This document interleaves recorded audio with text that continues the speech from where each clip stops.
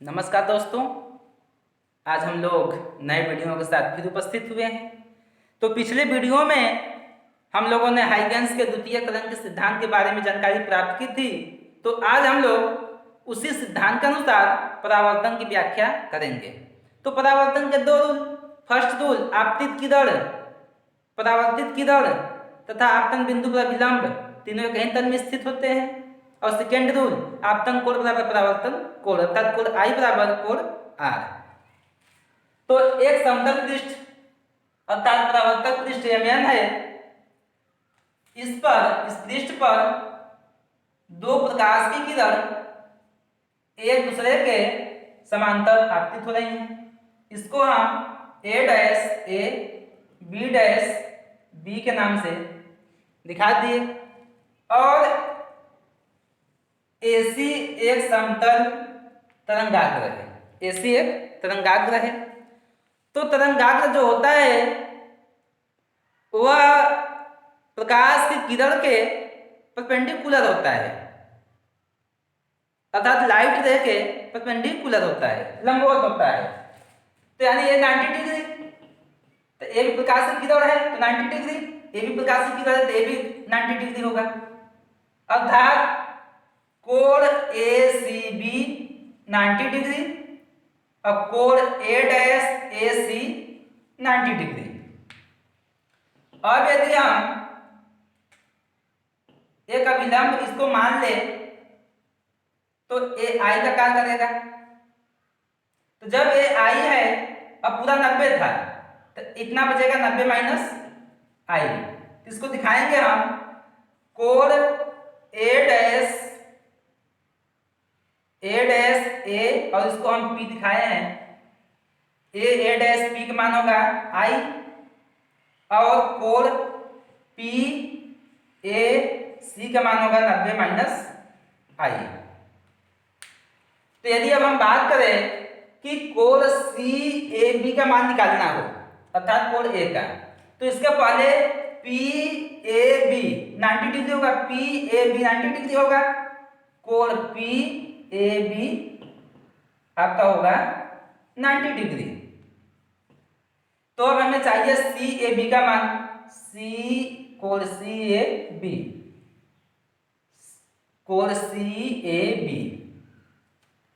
पूरा 90 है, PAB 90 degree है, ये पूरा 90 डिग्री है। तो PAB में से PAC माइनस कर देंगे तो CAB निकल जाएगा। तो अर्थात कोण PAB माइनस कोण PAC। अब इसको रखेंगे तो 90 माइनस PAC का मान 90 माइनस I, चिन्ह चेंज हो जाएगा, प्लस I कट जाएगा, बचेगा आपका ये I। ठीक, अब हम तरंगाग्र के बारे में बात करेंगे। तो जो तरंगाग्र होता है, हाइगेंस ने बताया है, जैसे हमने यहाँ पे AC एक तरंगाग्र दिखा दिए हैं, तो उन्होंने बताया कि जो तरंगाग्र होता है उसका हर पॉइंट एक तरंग स्रोत का कार्य करता है। अर्थात इसके हम कहीं बिंदु पर ले ले तो प्रत्येक बिंदु तरंग स्रोत का कार्य करेगा। तो माध्यम एक है, माध्यम कहीं है, इसको हम एयर कर देते हैं। तो जब माध्यम एक है तो स्पीड भी सेम होगा। तो यदि हम कहें कि एक ही समय में एक ही चाल, जब माध्यम सेम है तो चाल सेम होगा। एक तरंगाग्र बिंदु A से S डैश तक पहुंचता है तो उतने ही समय में बिंदु C से बिंदु B पर पहुंचेगा।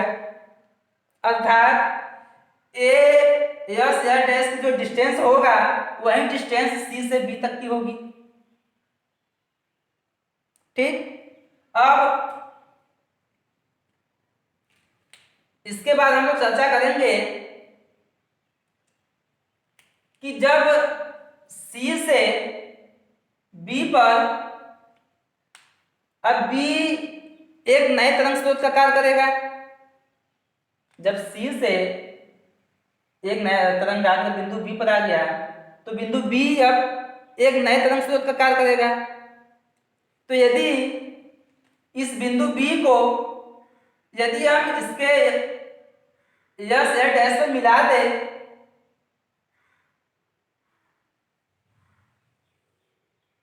तो ये एक नए तरंगाग्र का कार्य करेगा, नए तरंगाग्र का कार्य करेगा। अब इस हम मानते हैं कि यस यस डैश को बिंदु Q पर इसको काटा है, तो ये नए तरंगाग्र का कार्य कर दिया। अब यदि इसको बिंदु हम A से मिला दे, बिंदु A से मिला दे तो ये जो आपतित किरण था इसके लिए परावर्तित किरण का कार्य करेगा। तो जब आपतन कोण आई तो ये R होगा। ठीक, अब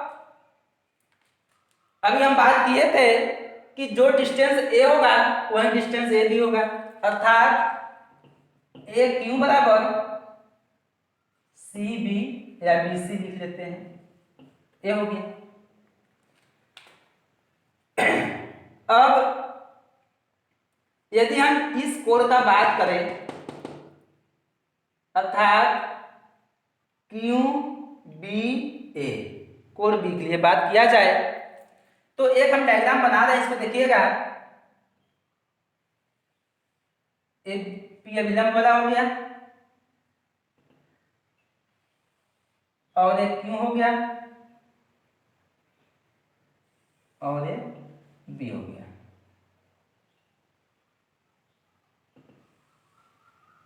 अब ध्यान से देखा जाए तो जब ये जो तरंगाग्र होता है वो प्रत्येक किरण के लिए परपेंडिकुलर होता है, तो जब ये परावर्तित किरण गया तो ये तरंगाग्र ये 90 डिग्री बनाएगा, तो यहाँ पर ये 90 डिग्री हो गया। और ये कोण आई था और पूरा 90 डिग्री हो गया, तो जब ए आई तो ए पूरा बचेगा क्यू ए बी का मान आएगा 90 माइनस आर है तो 90 माइनस आर होगा। तो जब अब हमें क्यू ए बी का मान 90 माइनस आर आ गया। अब यदि हमें बी का मान निकालना है कोण बी के लिए तो क्यू ए बी में त्रिभुज के तीनों कोणों का योगफल 180 अंश होता है, तो ए 90 हो गया, ए 90 माइनस आर हो गया, 90 माइनस आर,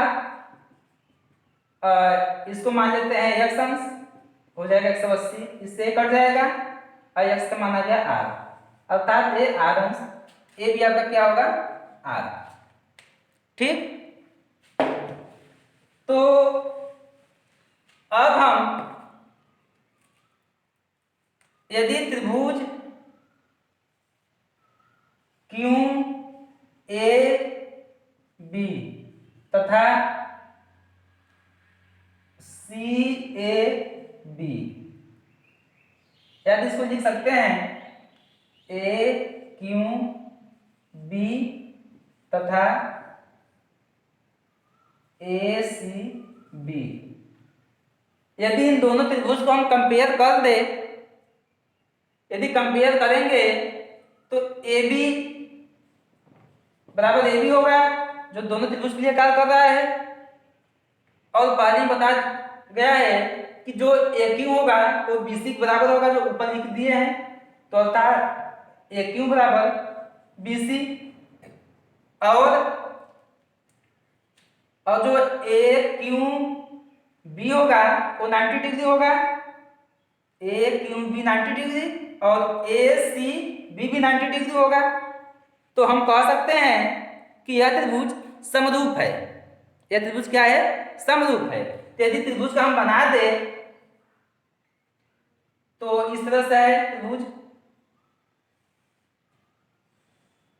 इसका नाम दे दे हम Q A B, Q A B हो गया त्रिभुज। अब एक त्रिभुज है सी ए बी, सी ए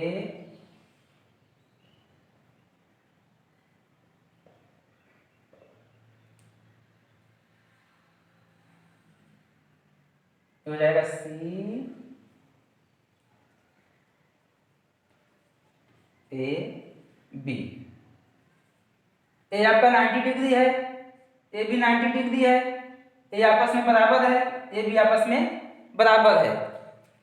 तो समरूप त्रिभुज का रूल होता है कि ए एंगल अर्थात सी ए बी और क्यू बी ए अर्थात ए एंगल आपस में बराबर होता है। तो चित्र में देखा जाए ध्यान से तो क्यू ए बी के लिए ए आर है एंगल और सी बी ए में ए एंगल आपका आई है। तो समरूप त्रिभुज का रूल होता है कि इसके जो कोण है अभी दिखाए हैं आपस में बराबर होते हैं, अर्थात कोण आई बराबर कोण आर। यही परावर्तन का रूल होता है और यही हमें प्रूफ करना था, व्याख्या करना था। तो आज के लिए इतना ही। धन्यवाद। पूरी उम्मीद है कि आपको समझ में आया होगा। आप जरूर इसको नोट करिएगा, इसको आप समझने की कोशिश करिएगा।